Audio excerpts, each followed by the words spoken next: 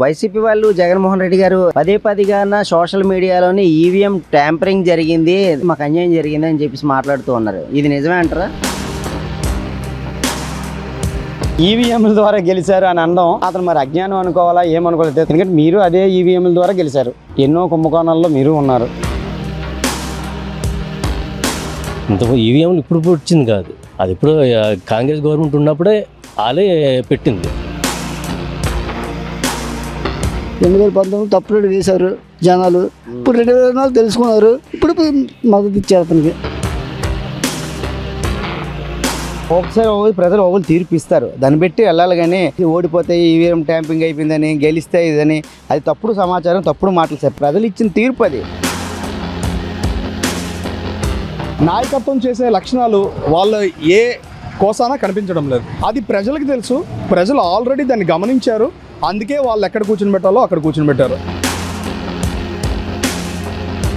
EVM tapping అనేది జనాల్లో కొంత అపోహం అనేది ఉంది. ఇప్పుడు జగన్మోహన్ రెడ్డి దొంగ ఓట్లతో గెలిచారంటారా? అప్పుడు జగన్మోహన్ రెడ్డికి ఛాన్స్ ఇద్దామని చెప్పి యువ నాయకుడు ఇచ్చారు ఛాన్స్, ఇప్పుడు ఇతనికి వేసారు.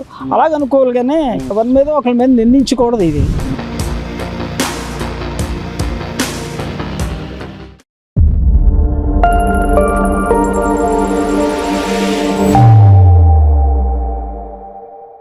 సెంట్రల్లోని ఇంకో మరోపక్క స్టేట్లోని రాహుల్ గాంధీ గారు జగన్మోహన్ రెడ్డి గారు ఈవీఎం ట్యాంపరింగ్ వల్లే మేము ఓడిపోయాము అనే యాంగిల్లో మాట్లాడుతూ ఉన్నారు. ఎలా చూస్తారు మీరు దీన్ని? ఈవీఎంలు ట్యాంపరింగ్ చేసి ఓడిపోయారు, ఈవీఎంల వల్లే మేము గెలిచాము, లేదా మిగతా వాళ్ళు ఓడిపోయారు అని అనడం మరి కిందసారి వాళ్ళు చేసింది కూడా అదే. మరి దాన్ని ఎలా చూడాలి అంటే ప్రజలందరూ 151 సీట్లు ఇచ్చారు అని జగన్మోహన్ రెడ్డి గారికి. ఇంతకు ముందు ఇప్పుడంటే 11 సంవత్సరాలు బట్టి మోడీ గారు సుపరిపాలన వచ్చింది. అంతకు ముందు అంతా పరిపాలన చేసిందంతా ఎవరు? కాంగ్రెస్ గవర్నమెంటే. మరి అప్పుడున్న రాహుల్ గాంధీ గారికి అప్పుడు తెలీదా? 2004 నుండి ఈవీఎంలు వచ్చాయి. 2004 నుండి ఇప్పటి వరకు 20 సంవత్సరాలు అనుకోవచ్చు. 20 సంవత్సరాల్లో 11 సంవత్సరాలు మోడీ గారి పాలన. మరి మిగతా పాలన 9 సంవత్సరాల పాలనలో ఈవీఎంల వల్లే గెలిచారు కదా. అంటే వాళ్ళు కూడా ట్యాంపరింగ్లు చేశారనుకోవాలా? రాహుల్ గాంధీ గారు అయితే వాళ్ళ తాతల ముత్తాతల నుండి రాజకీయాల్లో ఉన్నారు.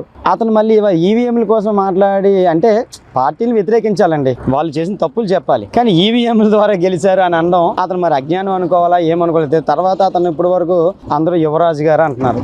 యువరాజు అని పేరు ఇచ్చినందుకైనా అతను యువరాజులా నిలబెట్టుకొని ప్రజలకు మంచి చేయండి. ఇప్పుడు నిజంగా బీజేపీ చేసిన మోసాలు చెప్పండి, కానీ ఈవీఎంల ద్వారా గెలిచింది, ఈవీఎంలు ఉంటేనే గెలిచారు అనడం కరెక్ట్ కాదు. ఎందుకంటే మీరు అదే ఈవీఎంల ద్వారా గెలిచారు, ఎన్నో కుంభకోణాల్లో మీరు ఉన్నారు. ఇంక ఇప్పుడు వరకు 11 సంవత్సరాల సుపరిపాలనలో మోడీ గారు ఒక కుంభకోణం కూడా లేదు. అతను వేసుకున్న డ్రెస్సులు తప్ప ఎక్కడ ఒక రూపాయి అవినీతి కనిపించట్లేదు. ఈవీఎంలు అని పెట్టడం అనేది కరెక్ట్ కాదు. ఇంకే ఏదైనా ఆప్షన్ పెట్టండి. ఇంక జగన్మోహన్ రెడ్డి గారు ఈ జగన్మోహన్ రెడ్డి గారు మరి కిందసారి 151 సీట్లు ఎలాగొచ్చాయి అతనికి?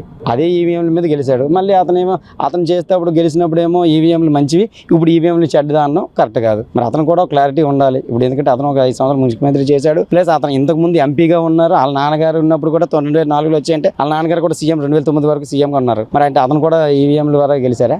సార్ దొంగోట్లు అనే దానికి చూడాలనుకుంటే దొంగోట్లు ఎక్కడ వేయడానికి అవకాశం లేదు సార్. కూటమి ప్రభుత్వం నిజంగా ఇవాళ సంవత్సర పరిపాలనలో కూటమి ప్రభుత్వం ఎవడో ఒక మాట అన్నాను కూడా లేకుండా అమ్మ ఒడి అనే దాన్ని తీసుకొచ్చి తల్లికి 100 మంది మార్చారు అని అన్నారు. కానీ అతను ఇద్దరికి ఇవ్వడానికే ఎంతో కష్టపడ్డాడు. ప్రతి ఒక్కరికి ఇస్తున్నారు. అయితే ఒకరిద్దరికి రాలేదు అంటే ఎందుకు రాలేదంటే వాళ్ళకున్న ఇల్లులు ఉన్నాయనో, కరెంటు బిల్లులు ఉన్నాయనో. అది ప్రాబ్లం ఎవరి వల్ల? ఇంతకుముందు చేసిన గవర్నమెంట్ ప్రాబ్లం వల్ల 300 యూనిట్లు వచ్చేసాయని ప్రతి ఒక్కరికి ఒకరింటి పేరునేమో 3 ఇల్లులు 4 ఇల్లు ఎవరు చేశారు సార్? ఇంతకుముందు గవర్నమెంటే కదా. ఇతను వచ్చినప్పుడు ఆ తల్లికి 100 వేయడానికి ఏదో ప్రాబ్లం చూపించారు. ఆ ప్రాబ్లంని చేసింది ఎవరు? ఆ గవర్నమెంట్ చేసిన ప్రాబ్లం వల్ల ఇప్పుడున్న ప్రజలకు నిజంగా ఇబ్బందులు పడుతున్నారు. ఆ ప్రాబ్లంని క్లియర్ చేయడానికే సచివాలయ వ్యవస్థ నిజంగా చాలా ఇబ్బందులు పడుతున్నాయి. పెట్టారు ఆ సచివాలయంలో కొన్ని పనులు అవుతున్నాయి, కొన్ని పనులు అవ్వట్లేదు. ఇప్పుడు అలాగని ఇప్పుడు ఆ సచివాలయం తీసేస్తే ఆల్రెడీ వాలంటీర్లు తీశారు, సచివాలయం కూడా తీశారు అని బురద జల్లే ప్రయత్నమే తప్ప ఇప్పుడు ఆల్రెడీ ప్రతిదానికి నాకు death certificate, legal certificate, birth certificate వీటి కోసమేనా నాకు సచివాలయం? నాకు 1B కావాలన్నా ఏది కావాలన్నా మళ్ళీ ఎంఆర్ ఆఫీస్కి వెళ్ళాల్సి వస్తుంది, పింఛని పెట్టుకోవాలన్నా ఎంఆర్ ఆఫీస్కి వెళ్ళాల్సి వస్తుంది. మరి దేనికి ఈ వీఆర్ వాళ్ళు అని అడిగితే మళ్ళీ దానికి ప్రాబ్లం అంటారు. కాకపోతే ఇప్పుడు ఆటలకి అందరికి చూడండి, ఇప్పుడు నెక్స్ట్ ఈ వచ్చే 3 సంవత్సరాలు 4 సంవత్సరాల కాలంలో అది ఎలా పని చేయాలో, ఎలా పని చేస్తారో చూపిస్తారు. అంటే పని చేయించాలి సార్. ప్రజలకి ప్రభుత్వాలు పెట్టింది పని చేయించాలి. సెంట్రల్లోని స్టేట్లోని పక్క చూస్తే రాహుల్ గాంధీ గారు, మరో పక్క చూస్తే జగన్మోహన్ రెడ్డి గారు ఈవీఎం ట్యాంపరింగ్ వల్లే మేము ఓడిపోయాము అనే దాన్ని మీరు ఎలా చూడాలనుకుంటున్నారు? ఇప్పుడు ట్యాంపరింగ్ అంటే ఇప్పుడు ఇంతకుముందు జగన్మోహన్ రెడ్డి గారు ట్యాంపరింగ్ కాకుండా గెలిచారా? అప్పుడు 151 గెలిచారు. అప్పుడు 151 గెలిచినప్పుడు ఈవీఎంల ద్వారా గెలిచారు కదా. ఇప్పుడు రాహుల్ గాంధీ గారు చెప్తున్నారంటే ఇంతకుముందు ట్యాంపరింగ్ అంటే ఇంతకుముందు ఈవీఎంలు ఇప్పుడు వచ్చింది కాదు, అది ఇప్పుడు కాంగ్రెస్ గవర్నమెంట్ ఉన్నప్పుడే వాళ్ళే పెట్టింది, బీజేపీ గవర్నమెంట్ కూడా పెట్టింది కాదు, అది రన్ అవుతుంది. ఈవీఎం ట్యాంపరింగ్ అంటే ఇంతకుముందు అవంది ఇప్పుడు ఎందుకు అవుతుంది అంటే వీళ్ళు ఈవీఎం ట్యాంపరింగ్ అంటే మోడీ గారు ట్యాంపరింగ్ చేశారు రైట్, అది ఎవరిని జనాలు ట్యాంపరింగ్ చేశారు, ఆయన మనుషులను ట్యాంపరింగ్ చేసుకున్నాడు. ఆయన చేసుకొని ఆయన ఓట్లు పడుతున్నాయి కానీ ఈవీఎం ట్యాంపరింగ్ చేయాల్సిన అవసరం లేదు.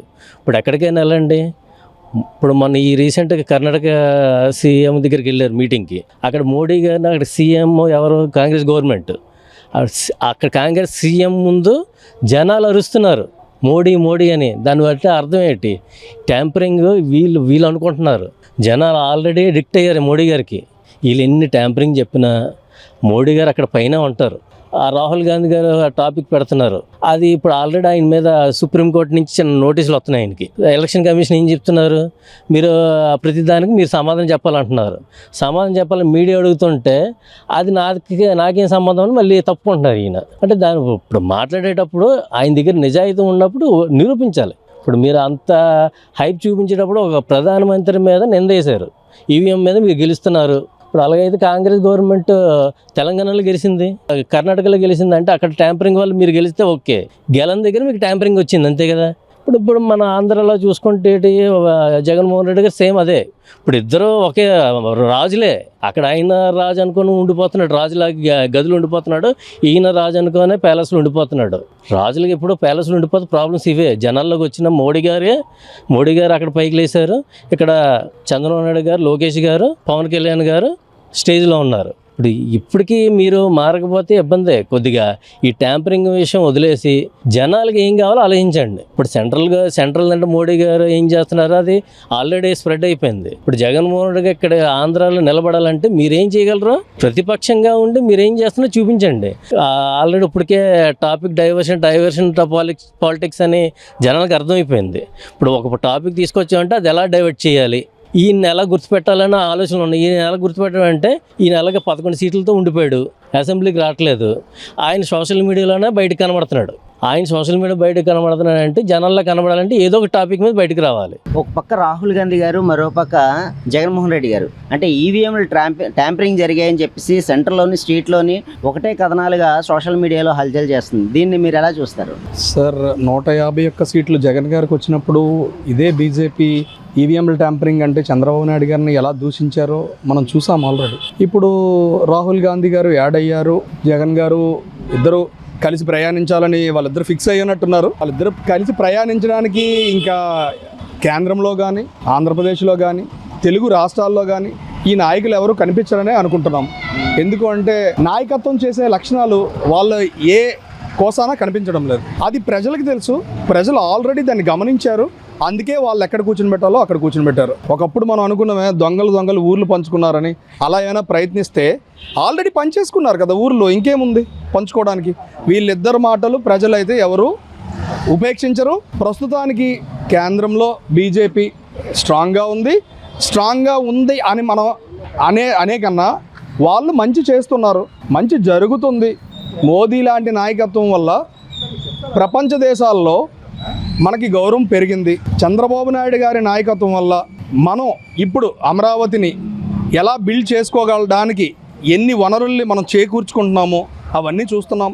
ఇవన్నీ ప్రజలు గమనిస్తున్నారు కాబట్టి మనం ఇలాంటి కాకమ్మ కథల్ని నమ్మమనే అనుకుంటున్నాం. ప్రజలు ఇచ్చే తీర్పుని దొంగ ఓట్లు అంటే దాన్ని ఎవరైతే చూస్తున్న ప్రజలు ఉన్నారో వాళ్ళకి కూడా తెలుసు కదా. ఇప్పుడు నేనున్నానండి, నాకు ఎవరైతే మంచి చేస్తారో వాళ్ళకి ఓటేసా. ఈవీఎం ట్యాంపరింగ్ కాదని నా మనసాక్షి తెలుసు. అలానే ఎవరైతే ఓట్లేసారో 164 సీట్లు ఎవరైతే కట్టబెట్టారో ఆ ప్రజలందరికీ తెలుసు కదా ఈవీఎంలు ట్యాంపరింగ్ కాదని. 164 వస్తేనేమో ఈవీఎం ట్యాంపరింగ్లు, 151 వేస్తే ఈవీఎం ట్యాంపరింగ్ కాదు. కొన్ని 100 కోట్లు 1000 కోట్లు స్కామ్ జరిగితే తప్పు కాదు. ఆడుదాం ఆంధ్ర అని ఇప్పుడు రీసెంట్గా వచ్చింది. నేను కూడా ఒక స్పోర్ట్స్ మ్యాన్ని సార్, నేను చెప్పగలుగుతాను ఆ ఆడుదాం ఆంధ్ర ఒక్కొక్క స్పోర్ట్లో పేదరికంలో ఉన్న పిల్లలు వస్తున్నారు. వాళ్ళకి కూడా 100-150 రూపాయలు ఫీజు కట్టించుకొని చేశారు. ఎంట్రీ ఫీజు కూడా యాడ్ చేశారు అంటే ప్రభుత్వం తరపున అక్కడ స్కామ్, మరి ఆ డబ్బు అంతా ఏమైంది? మరి మీరు ప్రభుత్వం నుంచి రిలీజ్ చేసిన 110 కోట్లు కాకుండా మరి ఆ డబ్బు అంతా ఏమైంది? ఇలాంటివన్నీ ప్రజలు చూస్తున్నారు కాబట్టి ఏదైతే 164 సీట్లతో గెలిచారు కాబట్టి ఆ గెలిచిన వ్యక్తులకి, గెలిపించిన వ్యక్తులకి ఈవీఎం ట్యాంపరింగ్ కాదని తెలుసు. గెలిచేది ఈ ప్రభుత్వమే, గెలిపించేది ఇదే ప్రజలు. అమరావతి పరుగులు పెడుతుంది. దొంగ ఓట్లతోనే గెలిచిందంటారా? అలాగే చెప్పకూడదు. అలాగే అప్పుడు జగన్మోహన్ రెడ్డి దొంగ ఓట్లతో గెలిచారంటారా? అప్పుడు జగన్మోహన్ రెడ్డికి ఛాన్స్ ఇద్దామని చెప్పి యువ నాయకుడు అనేసి ఇచ్చారు ఛాన్స్. ఇప్పుడు ఏమొచ్చి అతను ఇది లేదనేసి ఇప్పుడు ఇతనికి వేసారు. అలాగ అనుకోవాలి కానీ ఎవరి మీద ఒకరి మీద నిందించకూడదు. ఇది ఎన్టీ రామారావు గారు ఉన్నప్పుడు ఫుల్గా తెలుగుదేశం వచ్చేసింది ఒకసారి, ఆ తర్వాత ఏంటైంది ఫుల్గా కాంగ్రెస్ వచ్చేసింది. అలాగా మనం చెప్పలేం. మనం ట్యాంపరింగ్ అది ఇది అన్నీ వాళ్ళు చూసుకోవాలి. అది మన ఓటర్గా మనం ఎవరికి వేయాలో వాళ్ళకి మన నిర్ణయం వచ్చేస్తుంది. మన మనసులో ఉన్న వాళ్ళకి మనం వేసేస్తాం డిసైడ్ అయ్యి. మా ఉద్దేశ ప్రకారం అది కరెక్ట్ కాదు. అలాగా అపోహలు పెట్టుకోవడం. అది కష్టపడి పని చేశారనుకోండి, మళ్ళీ అతనికే ఓటేస్తారు. ఈవీఎం ట్యాంపరింగ్ జరిగింది, అది జరిగిందని చాలామంది దొంగ ఓట్లు వేసారని అని అంటారు. అటప్పుడు శుభ్రంగా ఇంకేది అందరూ మాట్లాడుకొని, అన్ని పార్టీ వాళ్ళు మాట్లాడుకొని శుభ్రంగా పాత బ్యాలెట్ పేపర్లు అయి పెట్టేశారు కదా, అవి పెట్టేస్తే ఏ గోల లేదు. ఇంకేం ట్యాంపరింగ్ ఉందో ఏది ఉండదు. అప్పుడు కూడా జరుగుతాయి, ఫ్రాడ్లు జరిగే ఉన్నాయి. పేజీలు తిప్పేసి ఖాళీగా ఉన్నవన్నీ దబ్బని గుద్దేసుకొని అది చేసుకొని మేము గెలిచామని వారు. వైసీపీ వాళ్ళు జగన్మోహన్ రెడ్డి గారు పదేగా సోషల్ మీడియాలోని ఈవీఎం ట్యాంపరింగ్ జరిగింది, మాకు అన్యాయం జరిగింది అని చెప్పేసి మాట్లాడుతూ ఉన్నారు. ఇది నిజమే అంటారా? మరి అతను ఉన్నప్పుడు ఏంటి చేశారు సార్? అతను ప్రభుత్వం సేమ్ ఇలాగే అయింది కదా మ్యాటర్. మరి దానికి ఏంటంటారు మీరు? మరి అప్పుడు 151 సీట్లు ఎలాగొచ్చాయండి? మరి అతను దారి వేరు, మా దారి వేరా? మా దారి ఇదే, మా దారి రాదారా? మరి కూటమి ప్రభుత్వం దొంగోట్లతో గెలిచిందని చెప్పేసి మాట్లాడుతూ ఉన్నారు. ఇది నిజమే అంటారా? మరి ఆనాడు 151 సీట్లు ఎలాగొచ్చాయండి జగన్మోహన్ రెడ్డి గారికి? అప్పుడు చేయలేదు వీళ్ళు ఈ పని, చేశారు కదా. బాగా చేయబట్టి ఆ మాట వాళ్ళకి తెలుసు కాబట్టి ఈ మాట వాళ్ళు మమ్మల్ని అంటారు. అది సత్యం నిజం అబద్ధం ఆ దేవుడు తెలుసారు, వాళ్ళకి తెలుస్తారు. వాళ్ళు చేశారు కాబట్టి అలా మేము చేసారు అలా అనుకుంటున్నారు. కానీ అది వాస్తవం కాదు. పబ్లిక్ జనం అతని మీద అభిమానం మీద చేశారు సార్. 2019 తప్పుడు వేశారు జనాలు. ఇప్పుడు 2024 తెలుసుకున్నారు. ఇప్పుడు మద్దతు ఇచ్చారు అతనికి. ఒక పక్క స్టేట్లోని, ఇంకో పక్క సెంట్రల్లోని, ఒక పక్క రాహుల్ గాంధీ, మరో పక్క జగన్మోహన్ రెడ్డి గారు. అంటే ఈవీఎం ట్యాంపరింగ్ జరిగింది, టీడీపీ దొంగోట్లతోనే టీడీపీ గెలిచింది అని చెప్పేసి మాట్లాడుతూ ఉన్నారు. దీన్ని ఎలా చూస్తారు మీరు? ఈవీఎం ట్యాపింగ్ అనేది జనాల్లో కొంత అపోహ అనేది ఉంది. కాకపోతే మరి అది ఇందులో నిజమెంతో మరి ఇది ఎవరికి తెలియదు. అంటే మీరు ఓటు వేసినప్పుడు మీ మనస్సాక్షిగా మీకు తెలుస్తుంది కదండి, పలానా వ్యక్తికి మేము వేసాము అనేది మీకు తెలుస్తుంది కదా. దాంట్లో ట్యాంపరింగ్ అనేది ఏ రకంగా జరిగిందంటారు? ట్యాంపరింగ్ అంటే ఇప్పుడు వాళ్ళు చెప్పేది ఏంటంటే వీవీప్యాట్లు ఓట్లు వేసిన దానికి పొంతం లేదు, వీవీప్యాట్లు ఎక్కేయాలి అన్ని చోట్ల అని వాళ్ళు అంటున్నారు. మీకు తెలిసినంత వరకు దొంగ ఓట్లతోనే టీడీపీ గెలిచిందా, నిజాయితీగా గెలిచిందా? అది లేదులేండి, నిజాయితీగా గెలిచింది.